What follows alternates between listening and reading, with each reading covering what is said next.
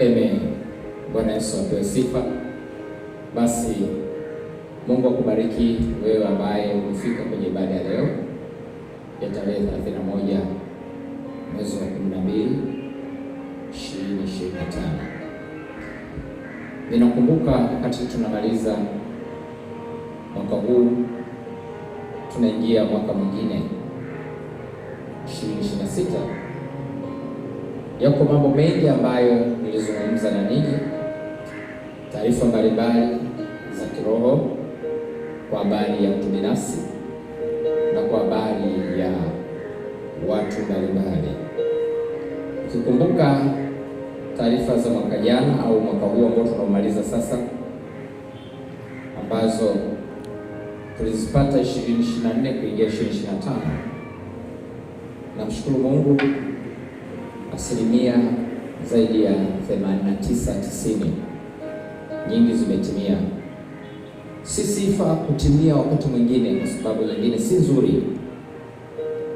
Kumbuka wakati tunaingia mwaka huu nilisema ni mwaka wa jambo jipya, lakini pia nikawapa lile andiko kutoka kile kitabu cha Samueli wa kwanza sura ya 3 mstari wa 11 kwa habari ya jambo ambalo Mungu atafanya yatakaofanya masikio ya watu kuwasha. Wakati natoa taarifa hizi, asilimia kubwa mlioko mahali hapa wengi hamkunielewa kwa sababu tuna wageni wengi, lakini kwa wale wenyeji ambao tulianza nao walielewa zaidi. Na mimi sasa umeona mambo mengi yaliyotokea ambayo hakuna aliyekuwa anajua kwamba yanaweza kutokea kwenye nchi yetu, mambo mengi, na tumekuwa tukitoa taarifa nyingi hasa, na namshukuru Mungu kwa ajili ya taarifa hizo ambazo nyingi zimekuwa ni taarifa tofauti kabisa na taarifa ambazo watu wengi wamekuwa wakizitoa. Hii yote ni kuonyesha kwamba Mungu ametupa neema ya kujua mashariki, magharibi na kaskazini na kusini. Mungu ametupa neema ya kujua past, present na future. Ndio maana nimekuwa nikitoa taarifa kwa watu za miaka iliyopita, miaka ya sasa na siku zijazo. Ni kwa sababu Mungu ametupa neema hii. Ndio maana ya prophetic ministry, huduma ya kinabii, manake inatembea katika mazingira yote. Ni neema ambayo si kila mtu amepewa, Mungu ametujalia tu. Kwa tunamshukuru katika hilo. Sasa mwaka huu tunaomaliza kuingia mwaka mwingine, manake baada ya muda sio mrefu,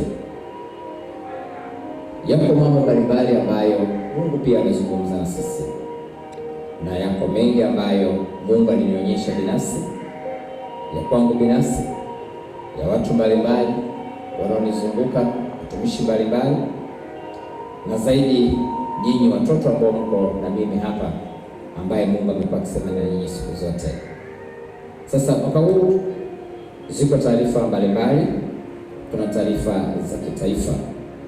Ndani ya hizi taarifa za kitaifa ni muhimu sasa, tega sikio lako pata kusikia taarifa ya kitaifa, ikusaidie kujua namna ya kuomba, ikusaidie kujua namna ya kutoka na namna ya kuingia, kwa sababu pasipo maono watu hupotea, pasipo maono watu hushindwa kujizuia.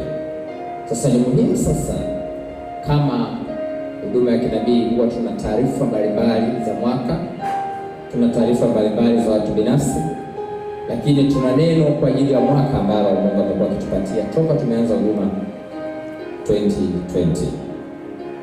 Basi naomba niende moja kwa moja kwenye unabii wa mwaka 2026, nikianza na kitaifa.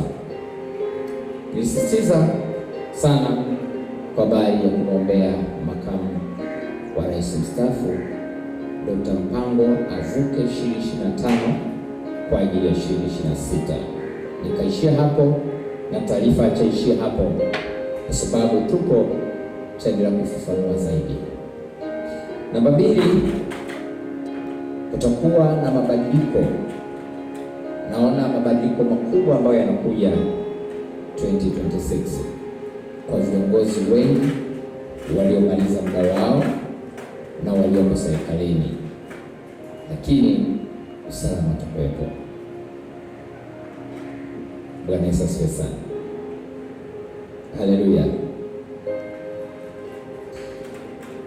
Namba 3, niliona taarifa ya watoto ambayo tulizungumza kwenye tarehe zilizopita, wiki 3 zilizopita, kwa habari ya watoto ambao niliona wanawapatia sumu wazazi wao.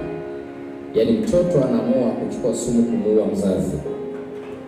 Ni taarifa ambayo ilishtua sana, na nakumbuka ndani ya taarifa ile nikawa na maswali pia ndani, sababu kwa nini wanafanya hivyo. Nikasikia sauti ikiniambia ni kwa sababu wanadai wamechoka, yaani watoto wamechoshwa na wazazi. Ni jambo ambalo tunahitaji Mungu atusaidie sana. Lakini jambo hilo nikaliona pia likitembea kwenye upande wa siasa. Manake viongozi wakubwa kwa wadogo, chuki itaingia itakayosababisha mdogo kutamani kufanya uharibifu kwa mkubwa. Ni jambo ambalo nilisisitiza na nasisitiza tuliombee sana sana sana sana, kwa sababu litaharibu nguvu kazi, litavuruga mambo mengi kwenye nchi yetu pia. Namba 4 niliyosisitiza na naendelea kusisitiza tena, tuendelee kutunza akiba na tutumie fedha tuzipatazo kwa uangalifu sana. Tukumbuke Mungu kwanza, familia, alafu kazi. Kwa nini? Kwa sababu ya yale yaliyoko mbele, taarifa zilizoko mbele zinazokuja kwa habari ya uchumi na mazingira yanayotuzunguka. Hali iliyoko mbele si nzuri kama ambavyo tumezoea. Tunatoa taarifa kutokana na kile ambacho Mungu alitupatia. Ndio maana nazungumza haya. Nitadhani tutumie kile tulicho nacho kwa uangalifu sana. Lakini taarifa namba 5, niliona wezi na matapeli ambao wataibuka ghafla kila eneo kwenye mitaa yetu, ndani ya vitongoji, ndani ya wilaya na mkoa kwa ujumla. Tuwe makini sana kwa habari ya makazi yetu tunapotoka. Tuhakikishe tunaacha watu ambao wana uelewa wa kutosha. Tunapotoka tuhakikishe tumeacha kutengeneza usalama kwa ajili ya mazingira yako. Na kwa wale wanaofanya biashara ndogo ndogo, Mungu alisisitiza sana ni waonye wawe makini kwa habari ya biashara zao, ili iwasaidie kuepushwa na mpango ambao adui anauandaa wa kuharibu kazi za mikono ya watu. Kuwa makini kwa habari ya mawakala, wale ambao mnatumia M-Pesa, Tigo Pesa, benki na vitu kama hivyo. Kuwa makini sana ili adui asipate nafasi kwenye maisha yao. Tutajifunza zaidi kwa sababu Mungu ni mwaminifu. Anapotoa taarifa huwa anatupa namna ya kutoka ama kuondoka ndani ya tatizo. Kwa hiyo tutaendelea kujifunza, nitaendelea kuwapa kila ambacho Mungu anataka mkijue nia na kusudi kwa ajili ya ustawi wetu, ili adui asipate nafasi kwenye kazi za mikono yetu. Namba 6, 2026, tuwe makini na michezo, hasa kwa upande wa kina mama, inayohusiana na masuala ya vikoba, michezo ya kina mama na kukopeshana. Tuwe makini sana kwa sababu wengi watadhulumiwa 2026. Na sababu kubwa ni kutokana na ile hali ambayo inakuja iliyoko mbele yetu kwa habari ya uchumi. Ule ugumu wa maisha utaondoa uaminifu ndani ya watu wengi tuliowaamini, na mwisho wa siku yatakuwa ni maumivu kwa wale ambao waliamini, lakini kumbe hawakujua ya kwamba wanaoamini ndio ambao adui amekusudia kuwaumiza kupitia wao. Kwa tuwe makini sana. Bwana Yesu asifiwe sana. Amen. Amen. Namba 7, kwa wale wakulima, hii ni taarifa kwa habari ya wakulima ulioko nchini na nyinyi mlioko hapa waumini ambao huwa mmekuwa mkijishughulisha na masuala ya kilimo. 2026 sio mwaka mzuri sana. Ni masuala ambayo najua mtajiuliza, kwa nini mtumishi sio mzuri? Tutajua baadaye. Sio mzuri kwa kilimo cha mazao yote, yale mazao yote sio mzuri, bali baadhi ya mazao kutokana na hali ya hewa ambayo tayari imeshaharibiwa na mazingira yaliyotokea. Nikisema hivyo, wale ambao tulikuwa nao kwenye ibada baada ya tarehe 29 Oktoba, tulizungumzia madhara yanayotokana na damu inapomwagwa. Kusoma katika kitabu cha Hosea sura 4 mstari wa 3, unaona nchi inapitia changamoto na kila mtu akae ndani yake atadhoofika, pamoja na wanyama kondeni na ndege wa angani, naam hata samaki wa baharini wataondolewa. Hivyo basi, maelekezo ya kimungu tunashauriwa kulima mahindi na mihogo zaidi. Mwisho wa maelekezo. Sitaki kuongeza lolote katika jambo hili. Lakini namba 7, tujiandae kwa ajili ya kodi. Ninaona kuna kodi iko mbele yetu inakuja ya mtu mmoja mmoja. Kodi ya kichwa kwa wale ambao walishawahi kupitia hiyo changamoto, nafikiri wataelewa sasa inakuja. Ni muhimu sana tuwe makini, ni muhimu sana ndio maana nasisitiza kuhifadhi, kuweka akiba kutokana na uchumi na hali ambayo tunaingia 2026. Namba 9, niliwasisitiza sana, ilikuwa tarehe 7 mwezi wa kwanza 2020, kwa habari ya dawa za kufubaza makali ya ukimwi ambazo uliona upungufu kipindi hicho utakaosababisha madhara kwa utumiaji, na sasa hali hiyo iko mbele yetu inakuja 2026. Ni muhimu tuombe, kwa sababu tuna ndugu zetu, tuna mama zetu, tuna shangazi zetu, tuna wadogo zetu, tuna watoto wetu wakipitia changamoto hiyo, mzigo unarudi kwetu. Tuombe Mungu alete neema, ajue namna ya kutuvusha katika swala hili, ili tusaidie na sisi kuweza kufanya mambo yetu na mipango yetu kwa uzuri zaidi, kwa sababu changamoto ya magonjwa ikiingia ndani ya familia, ni ngumu kutimiza ndoto zako, ni ngumu kufanya kazi vizuri.